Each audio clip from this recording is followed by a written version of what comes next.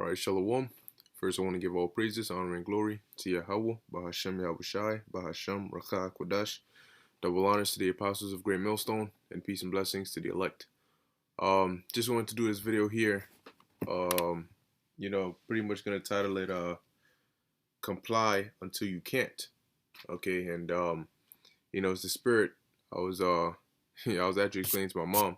I was talking to her about it. I was like, hey, with the whole the policies that they're bringing and so on and so forth, it's gonna be it's only a matter of time until it hits. They try to enact something that is just it crosses the line.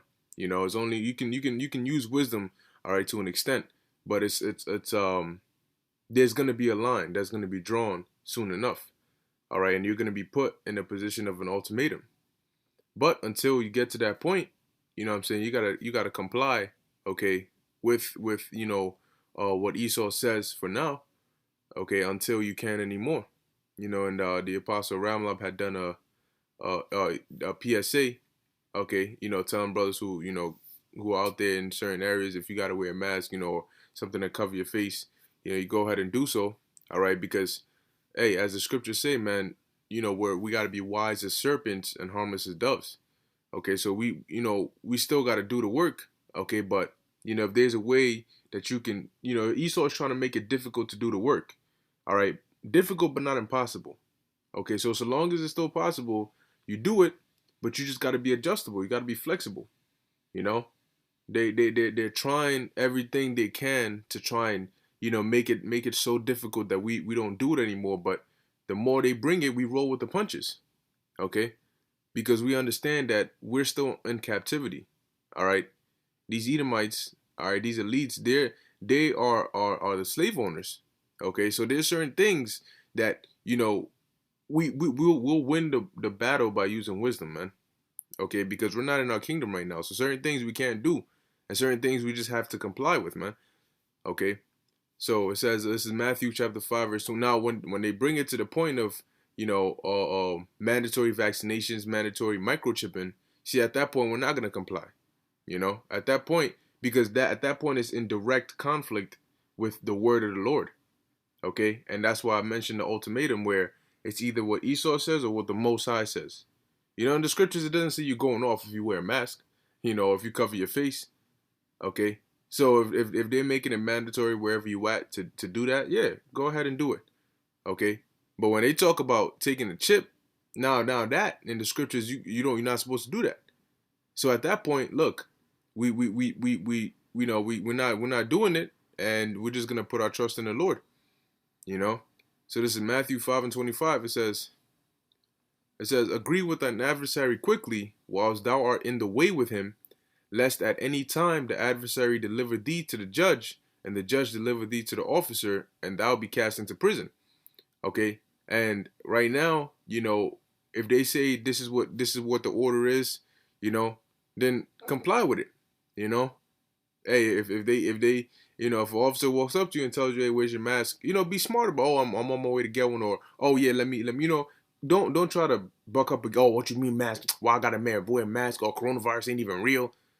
Don't do that, okay? Because that's what they want you to do. You don't want to be thrown into prison for being an idiot, for not using wisdom. If you're going to be cast into prison, if you're going to be persecuted, let it be for the word's sake, okay? So it says, agree with thine adversary quickly, because right now they have the power. You see, lest he deliver thee to the judge, and the judge deliver thee to the officer, and thou be cast into prison. They have the power to do so. We don't have spiritual power physically right now, okay? We're not in a kingdom right now. So right now we got to play our role. Okay? You have to play a role. So this is Matthew 22, verse 15. It says, then went the Pharisees and took counsel how they might entangle him in his talk. Now, we can learn from this, because this was damn near the same predicament, 2,000 plus years ago. We were under the Romans, which were under the modern day Romans again today. Okay? America being Rome all over again. Okay? And so we're subject unto them just like we were back then. Now, back then, Yahushua was there with us, in the flesh. And so what he told us to do back then, if we're in the same scenario now, we can apply that. Okay? So let's hear what he said. It says, verse 16, and they sent out unto him, the him being Yahushai, their disciples with the Herodians, saying, Master, we know that thou art true and teachest the way of the Most High in truth. Neither carest thou for any man, for thou regardest not the person of men. Tell us therefore, what thinkest thou? Is it lawful to give tribute unto Caesar or not? But Yahushua perceived their wickedness. Now, if you know, what I mean, if you're not getting it, you might think, well, wickedness. They just asked the question, why is that wicked? Because the intention behind it was, the keyword, they brought the Herodians. All right. Now, Herod, okay, he had his own private army, you could say, you know, and then you had the Roman armies who were there as well. So if they came there to try and get Yahushua to you know, basically say something that they can get him with. Oh, this man is promoting that you shouldn't pay tribute and you shouldn't do what you know, obey Caesar. So let's get him on that. You know, he can cause sedition and uprising. So Yahushua perceived that they wanted him to say something that they could use. That's why it says how they might entangle him in his talk. So they asked him specific questions. Oh Lord, you know, you don't fear nobody. You know, you're the son of the Most High. You know, you do what you want to do. You know, so since you do what you want to do, what you still got to pay, you know, tribute to Caesar? You still got to pay your tax? You still got to do that? It says, but Yahushua perceived their wickedness and said, why tempt ye me, ye hypocrites? Show me the tribute money. And they brought unto him a penny. And he saith unto them, who is this image and subscription? Because back then it was, I think it's called minting or so, where they would the ruler would have their face, okay, or something that signifies them upon the money. There's at a certain point during the Jewish revolt, all right, Jake actually did that. You know, they minted coins after them, and they had certain Hebrew characters on there, okay, prior to, you know, them being crushed by Vespasian and Titus, okay, during the revolt, I believe 66 to 70, okay, they actually did that. But nonetheless, it's a sign, okay, of who's in rulership. The same way today on the dollar bill, you have Esau on there, showing you that he's in rulership, he's in power. And that's why, hey, that's why Mayor Amschel Bauer said what he said, that give me control of a nation's money and I care not who makes the laws. Because he knows whoever is in control of the money is the one making the laws. He's the one in true control. If you notice, whenever whatever empire was ruling, you could tell who was ruling based on whose face was on the currency, you know? So it says, show me the tribute money, and they brought unto him a penny. And he saith unto them, who is this image and superscription? And they say unto him, Caesar's. Then saith he unto them, render therefore unto Caesar the things which are Caesar's, and unto the Most High the things which are the Most High's. See? So the Most High doesn't need you to pay him money. He doesn't need you to go, oh, I got $200 bills for you, Lord. You know, I went to work, you know, and I got all this money for you. No. What he needs from you is to put in the work, to do the spirit. So what the Most High requires of you, you do that. And what the laws of the land require of you, you do that. So if Caesar requires you to pay tax, you pay tax. You know, if they require you to wear a mask, you wear a mask. You know, that's not infringing upon the Most High's laws. Okay, so you're able to still do the work. You know, you're able to render unto the Most High the things that are His, and you're able to render unto Caesar the things that are His. It's called using wisdom. All right, so you're able to do what you got to do, so long as you know what you're doing in the world is not hindering what you're doing for the Lord. Okay, so it says when they had heard these words, they marveled and left him and went their way. See, so we gotta be mindful of this, man. Okay, comply until you can't. Okay, right now there's no reason for you to get into an altercation, you know, over being disobedient because they came out and said this, they came out and said that. We know what they're gonna do. Okay, we know how they're gonna come. The Lord said, when they shall come in like a flood, then He's gonna lift up that standard. You know, so when our backs are against the walls, when there's no way out, that's when the Lord is gonna step in, because there's literally no way out. But if there's a way out by using wisdom and you just want to tempt the Lord's hand, what do you think is going to happen? You know? This is Matthew chapter 10, verse 16. It says, "Behold, I send you forth as sheep in the midst of wolves." Now, if you know anything about sheep and wolves, sheep, they don't have the upper hand against wolves. A wolf will tear sheep asses up. Okay? So if we send that sheep in the midst of wolves, because guess what? If a wolf attacks a sheep, that sheep is as good as dead. If a cop pulls a gun on you in the street, you're as good as dead. Because 9 times out of 10, they're going to pull that trigger. Okay, so that's why it says agree with thine adversary quickly. Use wisdom so that you don't end up in the jaws of the wolf. Okay? It says, be ye therefore wise as serpents and harmless as doves. Okay, don't draw attention to yourself. Okay, like a serpent. A serpent knows how to be wise, man. There's a reason the Lord compared a serpent. He used that example. You know, wise as a serpent and harmless as a dove. When you see a dove, you don't start shaking in your boots. Okay, and the serpent, they're incognito, man. They blend in with their environment. Okay, and they try not to be noticed. But when they are noticed, you know what I'm saying, they'll either slither away or they'll get on the attack. But the point is, they know when to strike and they know when to lay low. You know, there's a lot of times when you might be walking in a grassy area and a snake will sense your presence and it'll go the other way because it knows, look, there's a whole human right there, man. If I play my card the wrong way, I could be dead. So let me use wisdom, okay? Unless if I gotta attack them, I'll do it in a way they don't see me. Where I could bite them and release my venom, and and still do the damage. Okay, that's why the scriptures say, in wisdom and knowledge shall be the stability of thy times, man. Okay, you gotta know these things, and you gotta know how to move with these things in your mind. All right, this is Ephesians chapter 5, verse 15. See then that you walk circumspectly, not as fools, but as wise. Hey, look, if you out there, you brothers there, whatever you teaching, and the cops come up there and they break it up and they tell you, look, y'all can't be out here, da da da da da. Just comply, just use wisdom, man. No need to go back and forth. No need to just stand there dragging your feet, talking back. Look, because you know what they're gonna do, especially now with this whole coronavirus thing. They got that law on their side. They got the law on their side. Number one, they already hate us. They want us off the streets already. So why give them a reason? Next thing you know, quote unquote, black Hebrew Israelites are contributing to the spread of coronavirus.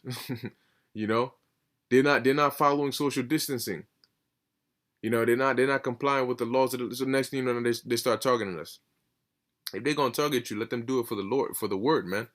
Okay, so see that you walk circumspectly. Okay, circum meaning around and spec meaning to look. Okay, like a spectacle. So you gotta look around. You gotta watch your surroundings. You gotta watch and know how to move. Read the environment, read the atmosphere, and then move accordingly. Not as fools, but as wise, redeeming the time because the days are evil. So if the days are evil, then what? You gotta be more careful. Okay? Wherefore be ye not unwise, but understanding what the will of the Lord is. Is the will of the Lord for you to go out there and argue with a police officer over wearing a mask? No, the will of the Lord is to go teach this word. So if you can teach the word, if you can do the will of the Lord and not get into trouble with law enforcement, then go ahead and do that. It's not difficult. Okay? Now, when the time comes when, like I said, they talk about microchipping people and getting tested and vaccinated. See, that's a no-no. At that point, that's a no-no. And the Lord knows, all right, they're standing firm because of me. Now that's my will. That's the Lord's will. You know what I'm saying? Not to take the chip. So at that point, we have no other way out but for the Lord to step in. Okay? We don't have the option of this or that. No, they're gonna at some point they're going to make that microchip mandatory, the mark of the beast. Revelation 13 and 16. They're gonna make it mandatory. They're gonna make these vaccines mandatory. Okay? This is Luke chapter 6, verse 22. It says, blessed are ye when men shall hate you, and when they shall separate you from their company, and reproach you, and cast out your name as evil, for the Son of Man's sake. That's the key word right there. For the Son of Man's sake. Okay? Blessed are you when they do all this for the Son of Man's sake. So when they come after you, let it be for the word. Let it be for the Lord's sake. You know? Not for, your own stupidity. Okay, so finishing off, this is 1 Peter chapter 4, verse 14. If ye be reproached for the name of Hamashiach, happy are ye, for the spirit of glory and of the Most High resteth upon you. On their part he is evil spoken of, but on your part he is glorified. A perfect example was a couple months ago. They put Yahushua's name on the news saying it was anti-Semitic, demonizing it along with us. But over here, we glorify, all right? We glorify Yahweh Ba'Shem Yahushai, okay? The world glorifies Jesus. We glorify Yahushai. Verse 15, but let none of you suffer as a murderer, or as a thief, or as an evildoer, or as a busybody in other men's matters. See, not murderers, thieves, evildoers, busybodies. That's not of the Lord, okay? That's not the Lord's will. That's not the work we have to do. So if you're thrown in jail for doing one of these things, or you suffering for one of these things, don't call that catching hell for the Lord. No, you don't have to murder. You definitely do. You know what I'm saying? You don't gotta steal. You don't have to be an evildoer. You don't have to be a busybody. Okay. So if you're going and doing that, and something bad happens to you, then you know what I'm saying. That's just you brought it upon yourself. Okay. It says, yet if any man suffer as a Christian, a follower of Yahushua, okay, an anointed, let him not be ashamed, but let him glorify the Most High on this behalf. See? So what you want to do is you want to suffer as a follower of Yahushua. Okay, that's when you can glorify the Lord. You know what I'm saying? No, you don't want to suffer as being disobedient or non-compliant. Okay? That's what Esau's trying to do. He's trying to get under your skin. With all these different regulations and laws and this and that. And they don't even know what they're doing. They want to open the economy. They don't want to open it. They want to do this. They can't do this. They got to, they're trying to push all this out there. But at the end of the day, you know what the scriptures say? Everything is in the will of the Lord, man. Everything is part of the Lord's movie. And the scriptures say, when they shall say peace and safety, then sudden destruction cometh upon them. One thing I've noticed is every time they things look like they're getting good, something worse than before happens. Oh, there was a trade war. Things got bad. And then they signed a trade agreement. Trump and them was looking good. Boom, the Lord came with something else. So every time that the economy, things have calmed down. We've passed the peak. You know what I'm saying? We're ready to open some economies. Texas is trying to open next week. And, all these different things, easing the restrictions. They're saying peace and safety. Oh, we're in the clear. The storm is past.